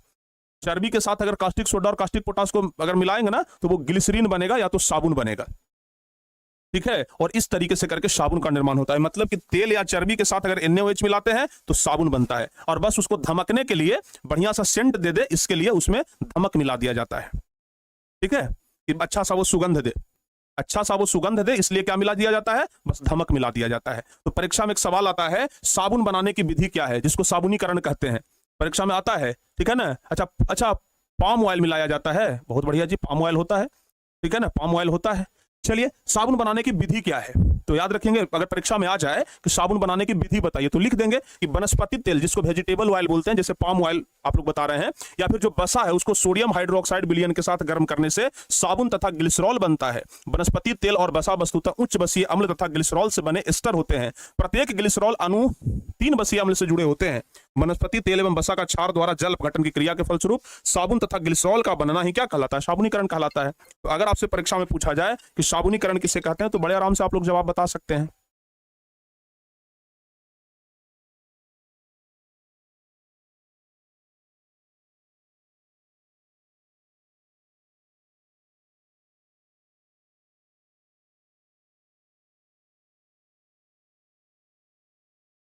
समझ गए ना बाबू। तो साबुनीकरण के बारे में आप लोग ध्यान रखिएगा, साबुन बनाने का प्रक्रिया बड़ा आसान है। अब बात करते हैं लास्ट में, सबसे लास्ट टॉपिक है अपमार्जक। अपमार्जक कैसे बनता है, तो वो अपमार्जक के बारे में भी याद रखिएगा। अपमार्जक पेट्रोलियम से बने हुए रसायन होते हैं, पेट्रोलियम से बनता है। पेट्रोलियम से प्राप्त हाइड्रोकार्बन लिया जाता है, ठीक है ना। पेट्रोलियम में जो हाइड्रोकार्बन है, पेट्रोलियम ले लेंगे, उस पर सल्फ्यूरिक अम्ल की क्रिया कराते हैं, यानी पेट्रोलियम हो गया, उसका जो हाइड्रोकार्बन है वो ले लिए और उसके बाद उसमें H2SO4 सल्फ्यूरिक अम्ल मिलाएंगे। तो बाबू जब हम पेट्रोलियम के साथ H2SO4 मिलाएंगे तो उसमें पहले तो पेट्रोलियम के हाइड्रोकार्बन में H2SO4 मिलाएंगे, फिर हम सोडियम हाइड्रोक्साइड NaOH मिलाएंगे और उसके बाद प्यारे बच्चों जब ये सबको मिला देंगे ना तो डिटर्जेंट का निर्माण होता है। शॉर्टकट में बस आप लोग ऐसे ही याद रखिए, ठीक है ना। अगर देखिए परीक्षा में क्या पूछता है, परीक्षा में पूछेगा दोनों में अंतर, कि दोनों में अंतर बताइए, साबुन और अपमार्जक में छोटा सा अंतर बताइए। तो लिख देंगे साबुन और एक तरफ लिखेंगे अपमार्जक, यह चर्बी से बनता है जबकि यह पेट्रोलियम से बनता है। साबुन जो है या तो बनता है चर्बी से या तो तेल से, जबकि ये पेट्रोलियम से बनता है। ये कठोर पानी में कम असरदार होता है, ये कठोर पानी में भी ज्यादा असरदार होता है। अगर पानी कठोर है ना, कड़वा पानी है, तो साबुन में झाग नहीं उत्पन्न होता है, ध्यान रखिएगा, ठीक है ना। अरे कोई भी साबुन लगा लीजिए, चाहे लक्स लगा लीजिए, चाहे पियर्स लगा लीजिए, सबका वही हाल है, अलग से कोई साबुन नहीं बनता, सब साबुन बनाने का प्रोसेस एक ही होता है, ठीक है। तो यह तेल या चर्बी से बनता है जबकि अपमार्जक पेट्रोलियम से बनता है। यह कठोर पानी में कम असरदार है या कठोर पानी में भी क्या है, ज्यादा असरदार है। यह प्राकृतिक होता है जबकि यह कृत्रिम होता है। छोटा सा अंतर आप लोग ऐसे लिख सकते हैं। और फाइनली प्यारे बच्चों, यहां पर आकर के आपका यह चैप्टर क्या हो गया, द एंड हो गया। ये चैप्टर आपका यहीं पर क्या हो जाता है, समाप्त हो जाता है। ठीक है ना। तो इस चैप्टर से जहां जहां से भी प्रश्न बन सकता है वो सारे टॉपिक हम आप लोगों को कवर करा दिए हैं। ठीक है बाबू, सारा टॉपिक हम आप लोगों को कवर करा दिए हैं। अब जरा एक बात सुन लीजिए ध्यान से, इस टॉपिक में जितने भी ऑब्जेक्टिव क्वेश्चन हैं, इस सारे ऑब्जेक्टिव क्वेश्चन को आपको याद करना है। ठीक है ना, और बना करके भी आपको भेजना है। इस टॉपिक का जो ऑब्जेक्टिव क्वेश्चन है ये सब हम आप लोगों को होमवर्क में दे रहे हैं, और इसका आंसर हम आप लोगों को पैनल पीडीएफ में देंगे। इसका आंसर कहां देंगे हम, आंसर पैनल पीडीएफ में देंगे। आंसर हम आप लोगों को पैनल पीडीएफ में दे देंगे। ठीक है ना। हाँ, समझ में आ गया बाबू। हाँ ठीक है ना। अरे आप कौन सा साबुन लगाते हैं भाई, हम जो है कोई भी साबुन लगा लेते हैं। हमारे घर में अगर बाजार गया, अगर बाजार जाने के बाद लक्स ले आया, लक्स लगा लिए, पियर्स ले आया, पियर्स लगा लिए। ठीक है ना। हाँ, चाहे पतंजलि वाला जो साबुन होता है, बाबा रामदेव वाला, वो ले आता है तो वो वाला लगा लेते हैं। हम उतना बड़े शौकीन आदमी नहीं है भाई, हम जो भी ले आओ वो हम लगा लेते हैं। ठीक है ना, जो भी साबुन ले आओ हम वो आराम से लगा लेते हैं, हमको कोई दिक्कत नहीं है। तो अब देखिए इसका एक एक आंसर प्यारे बच्चे आप लोगों को बना करके भेजना है, या तो खुद से बनाने का प्रयास करना है। अगर आपसे बन जाए तो पैनल पीडीएफ हम डाल देंगे, पैनल पीडीएफ में आप लोग जाकर के मिला लीजिएगा। ठीक है ना, पैनल पीडीएफ से आप लोग मिला लीजिएगा। ठीक है, हाँ, अच्छे तरीके से आप लोग पैनल पीडीएफ मिला। पहले तो बिना आंसर का हम पैनल पीडीएफ भेजेंगे, और फिर हम एक दिन के बाद या कुछ ही घंटों के बाद, कल तक हम इसका आंसर वाला पैनल पीडीएफ अपलोड कर देंगे। तो आप लोग पहले खुद से बनाने का प्रयास करेंगे, बड़ा आसान है। जैसे C2H6 क्या है, ये आपको ये बताएं, कितने आबंध होते हैं इसमें, तो इसका आप लोगों को नहीं बता देना है। C2H6 खूब बढ़िया से आप लोग बता देंगे। इस तरीके से प्यारे बच्चों C2H6 आप लोग बड़े आराम से बना सकते हैं कि C2H6 में कितने आबंध होते हैं, तो खूब बढ़िया से आप लोग बना लेंगे। बोलो बाबू, बना लेंगे कि नहीं बना लेंगे, बना लेंगे। ठीक है ना। इस तरीके से आप लोगों को कौन सा ईंधन के रूप में इस्तेमाल किया जाता है, अभी जस्ट हम आपको बताया कि एथेनॉल जो है वो ईंधन के रूप में इस्तेमाल होता है। तो इस तरीके से करके हर एक क्वेश्चन को आपको बना लेना है। ठीक है ना, और फाइनली आपका ये जो चैप्टर है वो समाप्त हो गया है। अब बताओ बाबू, इसके बाद सिर्फ एक चैप्टर और बचा है। ठीक है ना, इसके बाद सिर्फ एक चैप्टर और बचा है, और वो चैप्टर प्यारे बच्चों अगर हमें लगा तो हम अभी कुछ देर के बाद पढ़ा देंगे, लेकिन थोड़ा सा ना उसका देखना पड़ेगा। ठीक है, क्योंकि देख लेते हैं आज हो पाता है कि नहीं हो पाता है, जैसा होगा हम नोटिफिकेशन भेज देंगे। ठीक है ना, अगर हम नोटिफिकेशन डाल दिए तो समझिएगा इसके बाद और क्लास होगा, अगर हम नोटिफिकेशन नहीं डाले तो समझिएगा क्लास अब आज नहीं होगा। ठीक है ना, अभी हम देख लेते हैं। ठीक है, और जैसा भी होगा हम नोटिफिकेशन डाल के आपको सूचित कर देंगे। फिलहाल आप लोग बैठ करके इसको बनाइए, फिलहाल बैठ करके आप लोग इसको बनाइए, क्योंकि इस चैप्टर को खत्म करने में आपका दिमाग ऑलरेडी बहुत ज्यादा यूज हो चुका है। अब हमें लगता है कि भाई, क्योंकि अभी बहुत सारे बच्चे कह रहे थे कि सर जी आप रहने दीजिए, अब रहने दीजिए, तो हमें लगता है कि बहुत सारे बच्चे दिमाग का अपना भरपूर यूज कर लिए हैं। लेकिन उसके बाद भी हम देखते हैं, अगर आज हो पाया तो हम आज ही करवा देंगे, नहीं तो फिर कल करवा करके इसको हम खत्म ही कर देंगे। ठीक है ना, तो जैसा होगा हम नोटिफिकेशन देकर के आपको बता देंगे। तो फिलहाल हम आज प्यारे बच्चों यही तक रहने देते हैं, बाकी मिलते हैं हम आप लोगों से नेक्स्ट क्लास में। अब तब तक के लिए जय हिंद।